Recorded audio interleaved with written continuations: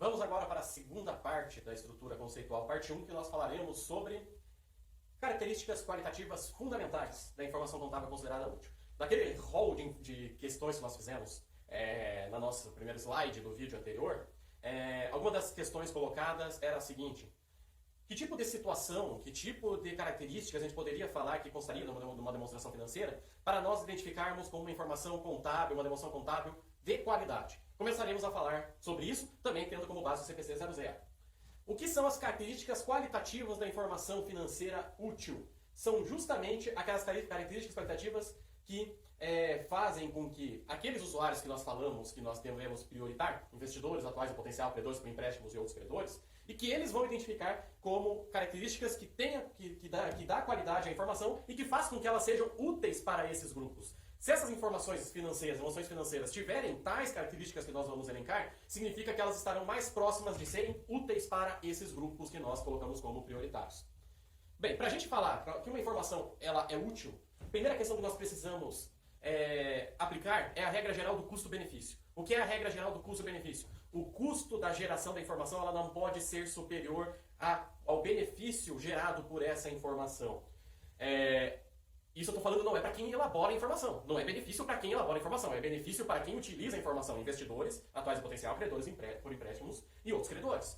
Então, eu vou fazer o esforço necessário para gerar informações, eu vou incorrer em custos dentro da empresa para gerar informações, desde que esse custo que eu estou assumindo, seja em mão de obra, seja em sistemas, seja em materiais, eles se convertam em benefício na tomada de decisão dos usuários. Ou seja, benefício em relação a uma informação que seja boa em relação à empresa, em relação a algo que seja ruim em relação à empresa. Não benefício para a empresa, mas benefício para o tomador de decisão, que vai tomar a decisão de manter o empréstimo, conceder novo empréstimo, ou então fazer novo investimento ou manter o investimento na empresa. É benefício para o usuário. Benefício para o usuário. E isso entra naquelas questões que a gente muitas vezes ocorrem, né, no nosso dia a dia. Né? Puxa vida, muitas vezes você trabalhando no escritório, trabalhando dentro de uma contabilidade de uma empresa, você fica uma semana inteira, chama estagiário, chama funcionário, faz hora extra, faz banco de horas, pede lanche, fica 1, 2, 3 semanas trabalhando a fio, utiliza a impressora pra caramba, utiliza papel para chegar no final e fazer uma conciliação de 1 centavo da conta bancária, de uma conta de R$1 milhão. Você acha que isso vai ter um custo-benefício razoável para o tomador de decisão? Não. Você vai gastar R$10 mil para achar uma diferença de 1 centavo. Esse 1 centavo vai fazer diferença na tomada de decisão do usuário? Muitas vezes não. Então essa é a questão que precisa ser avaliada na questão de custo-benefício. O quanto de esforço está sendo realizado por benefício que vai fazer de algo que vai fazer diferença, que vai ser útil para o tomador de decisão. Às vezes não vale a pena uma conta de R$10 milhões você ficar procurando a diferença de 1 centavo. Não faz sentido. Não faz sentido pela questão do custo-benefício. O custo-benefício ele faz sentido se a gente seguir essa lógica aqui. Quanto menor o esforço para geração e divulgação de informações, maior a assimetria. O que eu quero dizer com assimetria? Menos o cara que está fora sabe do que está acontecendo dentro da empresa, do que estão fazendo com o dinheiro dele. Quanto maior a assimetria, maior a incerteza e o risco percebido por esse cara. Poxa, se eu não sei o que estão fazendo com o meu dinheiro, eu só vou aceitar botar dinheiro dentro dessa empresa se ele me paga bem. Se não, se tiver algum outro investimento, que eu tenha melhor informação, que seja mais simples, mais transparente, mas que me dê um retorno parecido, é claro que eu vou colocar meu recurso naquele outro investimento. Se eu tenho menos investimento por conta da maior percepção de risco desses caras que fornecem recursos para as empresas, ele vai naturalmente exigir maior retorno de investimento, e quanto maior o retorno exigido, menor o investimento em empresas. Porque, poxa, se eu estou colocando dinheiro numa caixa preta, eu prefiro colocar em algo que vai me dar um retorno mais certo, mesmo que seja menor. Por isso, é ruim para o mercado de capitais. Porque quanto menos transparente você for, mais a pessoa vai perceber como uma caixa preta. Se ele perceber como uma caixa preta, ele vai, poxa, eu só vou botar meu dinheiro nessa empresa se ele pagar muito bem, porque o risco é muito grande. Por consequência, as empresas elas acabam ficando descapitalizadas, porque não tem investimento, não tem empréstimo, o cara vai emprestar dinheiro para a empresa, só vai assumir com uma taxa exorbitante, isso faz com que as empresas acabam não se desenvolvendo, isso faz mal para a sociedade e para a economia em geral, porque bons projetos dessas grandes empresas acabam sendo inviabilizados por falta de recurso financeiro. Então essa é a lógica de você ter uma informação útil reportada para o usuário externo e como isso beneficia não só a empresa, mas o mercado de capitais inteiro e a economia em geral. Falando especificamente sobre quais características a gente fala. Quais características qualitativas a gente fala que vão fazer essa informação reportada para o usuário externo como uma informação de qualidade? Existem duas que são fundamentais, a relevância e a representação fidedigna. Agora nós vamos falar dessas duas, depois nós falaremos sobre características de melhoria. Relevância. O que é uma informação relevante? Nós podemos definir que uma informação é relevante quando ela faz diferença na tomada de decisão do usuário. Se esse cara ele percebe essa informação como útil, eu considero que essa informação ela é relevante, porque é uma informação capaz de fazer diferença na decisão do usuário. Não significa que se esse cara ele vê aquela informação Você pensar que ele vai ver aquela informação, ele já teve essa informação obtida por outras fontes, você não vai reportar. Você vai reportar essa informação por ser relevante porque ela é capaz de fazer diferença. Se ele for não considerar essa informação, se ele não considerar essa informação para tomar decisão, se ele já tiver obtido essa informação por outras fontes, aí é com ele. Mas você não pode deixar de reportar uma informação que seja relevante, por ela ser capaz de fazer diferença na decisão do usuário. Como que eu posso ver de uma forma mais clara que uma informação é relevante? Por ela ter dois atributos, valor preditivo ou valor confirmatório, que a gente chama também de valor como feedback. As duas estão interrelacionadas, a gente vai falar por quê. Valor preditivo. Uma informação ela tem valor preditivo quando ela ajuda o usuário a fazer as suas próprias previsões. Como a gente falou, a informação contábil reportada para o usuário externo, ela compõe aquele conjunto de informações que vai fazer com que as pessoas, inclusive, estimem quanto que aquela empresa vale. Então, a informação que é útil, a informação que é relevante nesse sentido, é aquela que é útil para ele utilizar nos seus modelos empregados para estimar o valor da entidade e para prever os resultados futuros. Por exemplo, se ela tem uma tendência de clientes a receber, se ela tem uma tendência de níveis de estoque, se ela tem uma tendência dentro do seu ativo imobilizado, isso com certeza vai ajudar o tomador de decisão a fazer previsões em relação aos resultados futuros da empresa, em relação à receita, custo, despesa, margem, resultado financeiro. Isso vai ajudar. Então, se essa informação ajuda para ele fazer as suas previsões, eu posso dizer que essa informação ela é relevante. E valor como feedback. O que significa valor como feedback? A informação útil também é aquela que o tomador de decisão ele utiliza para confirmar as previsões que ele fez. Então pode ser que no período 1, ele utilizou a informação que foi reportada para fazer as previsões para os períodos 2, 3 e 4. Então nos períodos 2, 3 e 4, eu preciso passar para ele informações que ele consiga ter a condição de confirmar se aquela previsão que ele fez em relação à empresa, em relação ao lucro, em relação à receita, despesa, estoques, clientes, fornecedores, caixa, se de fato elas são confirmadas ou não são confirmadas. Por isso que a gente fala, essa informação ela tem que ser capaz de dar feedback. Informação útil é aquela que é capaz de dar feedback às previsões, confirmar previsões realizadas pelo usuário. Até porque isso ajuda o cara também a melhorar as suas próprias previsões no período se ele tem esse feedback. Então, essa informação é percebida como útil para esse tomador de decisão, para o credor, para o investidor atual em potencial. Então, vocês podem perceber como isso está interrelacionado. Aquela informação que é útil para fazer previsões, naquele formato também será útil para que o cara tenha feedback com base na informação que ele obteve para fazer a sua previsão. Então, são conceitos interrelacionados. Informação que possui valor preditivo vai ser utilizada também para ter feedback. Ele tem o feedback, ele vai melhorar as suas previsões. No ano 1, ele utilizou a informação para fazer as suas previsões para o ano 2, em relação à receita, custo, lucro, caixa. Ele vai buscar o feedback no ano 2. No ano 2, ele vai verificar as variações, o que deu certo, o que não deu certo, ele vai ver que tipo de premissa deu certo, que tipo de premissa para ele fazer a sua avaliação deu errado. Com base nisso, nesse feedback, ele vai fazer as suas previsões com base no ano 2 para o ano 3, e assim sucessivamente. Por isso se fala que são conceitos interrelacionados. Materialidade. O que tem a ver com materialidade? Materialidade tem a ver com relevância. A informação ela é material se a sua omissão ou divulgação distorcida puder influenciar razoavelmente os principais usuários que tomam decisões em relação à empresa. Ou seja, tem a ver com relevância. Informação material é uma informação relevante também, né? O que a gente precisa ressaltar é que não existe um limite quantitativo. Não tem esse negócio, 10%, 5%, 1%. Se é 10% eu não divulgo, então não lanço. Não tem isso. Para a questão de relevância é algo, digamos, mais qualitativo. Você tem que verificar e fazer uma avaliação daquilo que é relevante para o usuário, independentemente se é 10%, 5% ou 1%. Esse tipo de julgamento ele não deve ser especificado em relação a limites quantitativos, em relação a materialidade ou imaterialidade. A questão de materialidade é aquilo que tem a ver com relevância. Representação fidedigna. Segunda questão. Representação fidedigna. Segunda característica qualitativa. Representação fidedigna significa o seguinte. Aquelas informações reportadas, elas devem apresentar fielmente a situação financeira da empresa e seu desempenho, tanto em palavras quanto em números. Então, quando a gente fala de representação fidedigna, a gente está falando de nota explicativa, que tem informações em palavras, estamos falando das demonstrações, que nós temos números, inclusive também nas notas explicativas, os números que estão lá apresentados. Então, a informação, para ela ser útil, minimamente, ela precisa representar fielmente a situação econômico-financeira da empresa. Isso tem a ver com o conceito de essência sobre a forma. Vejam o texto que nós colocamos para vocês a respeito da essência sobre a forma que nós temos lá dentro dos materiais da disciplina. Essência sobre a forma. O que é a essência sobre a forma? Para eu representar fidedignamente a situação econômica e financeira da empresa, necessariamente eu preciso apresentar a situação financeira da empresa, o desempenho da empresa, de acordo com a forma, considerando os fatos da forma econômica e não considerando meramente a forma legal. Isso, no comentário que a gente já colocou lá nos materiais, existem distorções. poxa, muitas vezes, quando a gente fazia a contabilidade antes desse processo de harmonização, nós fazíamos a contabilidade basicamente atendendo a forma legal. Ou seja, não importa se eu estou com a mercadoria, se eu já mandei a mercadoria, se a mercadoria não tem mais a ver com ela. O que importa é a data de emissão da nota fiscal. Outra questão, não importa se aquele veículo que eu arrendei, eu estou utilizando ele na minha empresa. Ou aquele computador que é objeto de leasing. Se aquele computador ele continua em nome da empresa que me cedeu, tem que constar no balanço da empresa que cedeu. Esse tipo de distorção, ela acaba fazendo com que a informação ela não seja fidedigna, porque ela não representa a situação econômica da empresa. Essa questão de que muitas vezes pode ocorrer esse conflito entre forma legal e essência econômica, acaba distorcendo as noções financeiras e você atende meramente de forma legal. Tá no nome de quem? Foi emitida a nota. O bem tá no nome de quem? Já foi feita a transferência legal?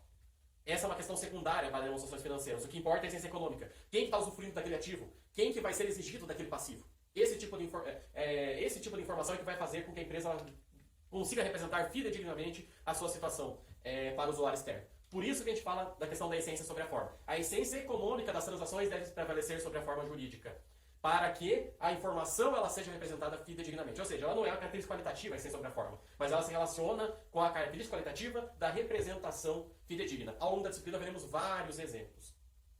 Um exemplo muito colocado, você pode buscar na internet, tinha uma pessoa do IASB, né? Nós falaremos sobre IASB, que falava o seguinte, que o sonho dele era voar no avião que estivesse registrado no balanço de uma empresa aérea. Parece estranho? Parece. Mas é justamente esse tipo de distorção que a questão de forma legal versus essência econômica trazia. Por quê? Por mais que aquele avião, na sua vida útil, fosse usufruído na sua maioria da vida útil, fosse usufruído pela empresa aérea, na verdade, como ele era objeto de arrendamento, ele ficava no balanço da empresa que fornecia aquele avião, e não em quem utilizava. Ou seja, você via o balanço da empresa aérea, ela praticamente não tinha ativos e ela tinha uma receita enorme, tinha um cliente a receber enorme e fornecedores enormes. Mas, na verdade, você sabia que ela tinha um conjunto de ativos imobilizados que, na verdade, eram as unidades geradoras de caixa daquela empresa. E isso não estava representado. Como é que a empresa ganhava dinheiro? Isso não representava a essência econômica se você não colocasse aqueles aviões no balanço da empresa aérea. Como é que ela gerava dinheiro? Não ficava claro no balanço dela e na receita dela se você não tivesse os aviões. Então, era esse tipo de distorção entre conflitos de forma jurídica e essência econômica que essa questão da primazia da essência sobre a forma ela busca resolver, porque se entende que a informação que atende apenas forma legal, ela traz distorções que podem levar a informação que a empresa reporta a não ser fidedigna. Essa é a ideia.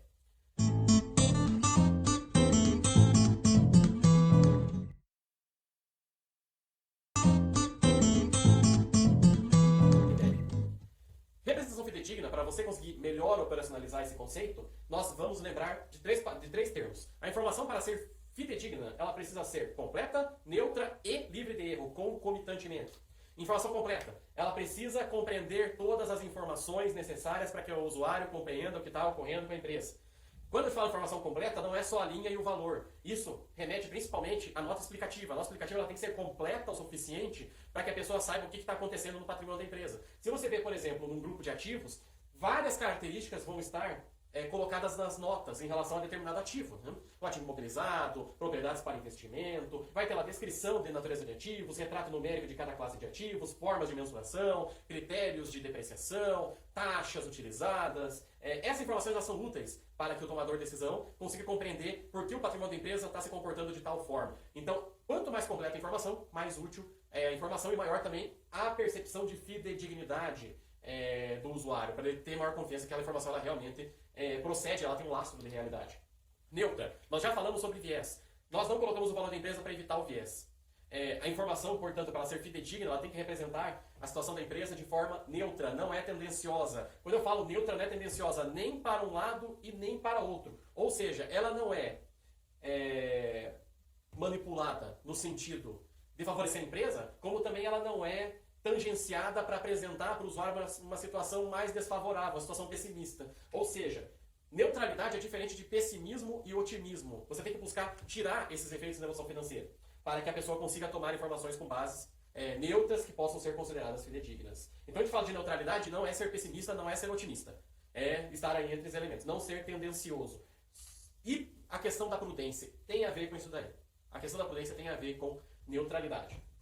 Essa questão da prudência, ela voltou nessa última atualização do CPC 00, a atualização R2, revisão R2 2019. Só fazendo um paralelo, porque vocês vão ter esse tipo de conflito. confusão.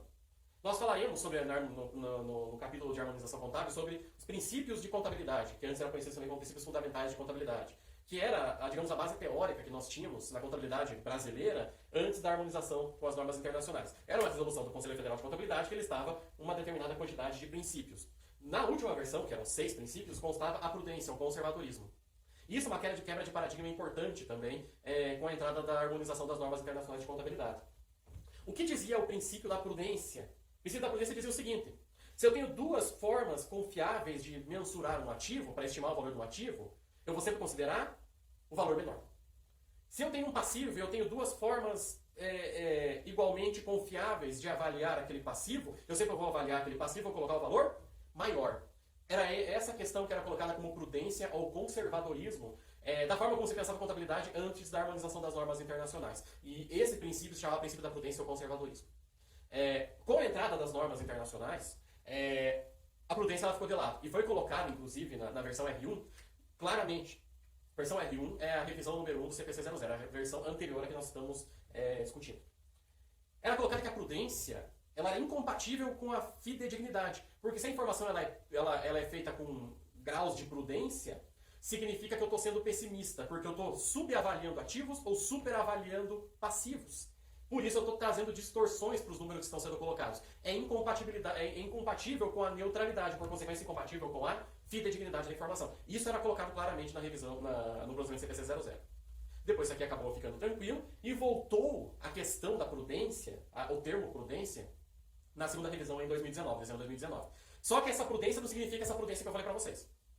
Essa prudência ela tem um significado diferente da prudência de você distorcer sempre a superavaliar ativos e superavaliar passivos e subavaliar ativos. Observem que a prudência, nesse contexto aqui da nacionalidade, tem a ver com exercício de cautela. Exercício de cautela, ao fazer julgamentos sobre condições de incerteza. O exercício de prudência significa que ativos e receitas não estão superavaliados e passivos e despesas não estão subavaliados. Ou seja, observe que agora a ideia de você falar de prudência tem a ver com cautela, não tem a ver com pessimismo.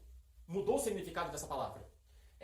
Tanto que é colocado no CPC 00, a última versão, de que o exercício da prudência significa que ativos e receitas não estão superavaliados e passivos e despesas não estão subavaliados. Mas também não pode significar que deve ser permitida a subavaliação de ativos ou receitas ou superavaliação de passivos ou despesas. Então, basicamente, o exercício de cautela, de prudência, ele dá um peso para que justamente você não seja pessimista, mas também nessas situações de incerteza, na hora de você fazer estimativas, a contabilidade já tem muita estimativa, provisão, o impairment, estimativas de perda, isso tem a ver com estimativas, mas ele está falando o seguinte: você tem que ter cautela para que esse exercício de neutralidade acabe não levando você a ser otimista.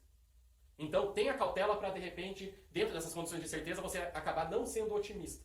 Então, esse tipo de abordagem que é colocado na questão da prudência. Para você não distorcer a informação, sempre buscando nessa condição de incerteza, você ser otimista, mas ser cauteloso para sempre puxar um pouco mais aí a sua régua para a questão de ter a preocupação de que ativos e receitas não estão superavaliados e passivos e despesas não estão subavaliados. O que se coloca, né, aqui? É a volta da prudência de uma forma tímida. Ele fala basicamente o seguinte, explicando. Você tem que ser neutro. Você tem que ser neutro. A informação, ela precisa ser reportada de forma neutra. Só que tenha, digamos, mais cautela na hora de você superavaliar ativos e subavaliar passivos do que a cautela de você subavaliar ativos ou superavaliar passivos. Então, é esse tipo de reflexão que esse exercício da prudência coloca. Você tem que manter a neutralidade, contudo, você tem que tomar cuidado para que nessas condições de incerteza você não acabe puxando a sua avaliação para essa tendência de você superavaliar ativos e subavaliar passivos. Então, essa é a ideia. É uma linha tênue, então ele baliza, né, um pouco a forma como você precisa encarar nessa questão de cautela. Né? Cautela não tem a tendência de sempre jogar para cima e melhorar a empresa. E se for para ter mais incerteza, calibre um pouco mais para se afastar principalmente dessa situação aqui, de superavaliar ativos e subavaliar passivos. Então, essa é a ideia que se coloca de julgamento. E se coloca. Isso não significa a necessidade de assimetria.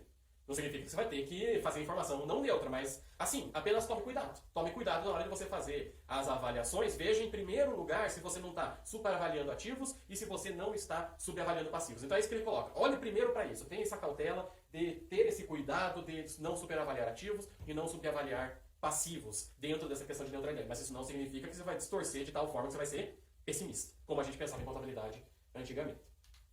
E livre de erro. Livre de erro dispensa explicações, né? Não pode ter errado, não pode ter erro e não pode ter omissões. Omissão também é erro. Se você omite informação, significa que está passando uma informação incompleta e incorreta. Quando a gente fala de características fundamentais, o nome já diz. Se eu estou falando fundamental, ambas precisam ser atendidas. Ambas precisam ser atendidas. Ambas precisam ser contempladas as informações. Uma informação que é relevante e não é fidedigna não interessa. Uma informação que é fidedigna e não é relevante não interessa também. A informação que é de qualidade, a informação que é útil, ela precisa ser ao mesmo tempo relevante e fidedigna. Quanto ao processo mais eficiente para você aplicar concomitantemente essas duas características qualitativas, em primeiro lugar, você identifica o fenômeno que tem o potencial de ser relevante e útil para o usuário da informação financeira, identifica a forma mais relevante de você fazer esse reporte e depois você identifica se você consegue representar fidedignamente a informação com base na informação disponível a respeito. Então essa aqui é a nossa estrutura que nós estamos montando até agora, que compõe aí esse arcabouço da estrutura conceitual. Nós vamos seguir aí nas próximas aulas, tratando a respeito das características qualitativas de melhoria. Muito bem, então nós temos aí nossa primeira parte sobre a estrutura conceitual. Na sequência trataremos sobre características qualitativas de melhoria. Até mais!